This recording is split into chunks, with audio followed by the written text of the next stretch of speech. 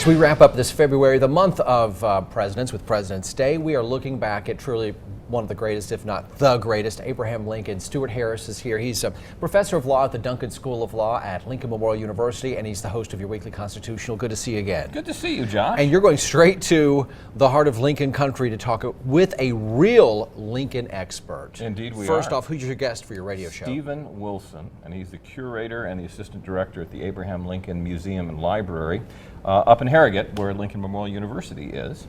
And I got this interview in a really gratifying way, and I know you'll appreciate this because I know you're all over social media.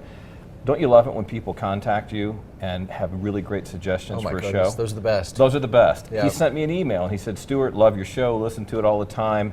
We've got to talk about Abraham Lincoln and the chicken bone case. The chicken bone case. The chicken bone case. I'm not sure I'm aware of that. I wasn't aware of it either, but I said, that sounds like a show.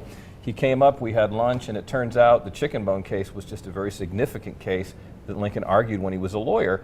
But then that led us to expand the entire episode, and we focused on the several decades that Lincoln spent before he was president practicing law. Great stories. He became president at the age of 50. 50 or 51, yeah, right around there, because I think he was born in 1809. So I think he was either 50 or 51 when he got elected. And yeah. what are you learning about that first half century of his All life? kinds of things. Indeed, it looks like he was in a multi-decade apprenticeship to be president of the United States. It looks like he always had a very zealous personality, but also a very conciliatory personality. That he was very, very bright himself, but as a self-taught man from the prairie, he could speak to people, and he could explain things. And indeed, the chicken bone case involves him defending a personal injury claim by bringing out chicken bones and speaking to the farmers on the jury. And that's all I'm going to tell you. I'm not going to give away the end of it, but that was some advocacy. You know, the narrative that I'd always heard of Lincoln was that he was the most unlikely of presidents. You're saying no, in fact, in a lot of ways, his whole life was a trajectory toward that I think it really was. I think this was a guy who simply was born with it.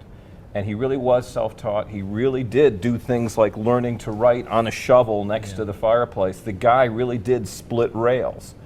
But he was always smart, he always wanted to learn, and he made himself, well, he just kept going up. If he hadn't been cut off by the assassination, you know, who knows what else he could have accomplished. Wow. Looking forward to it. It's your weekly Constitutional show that you can hear literally around the world. Yes, you can. It is produced at WETS-FM. That's where we listen to it every week. Sundays at 3, and then the rebroadcast Tuesday at 8. Stuart, thanks. Thank you, Josh.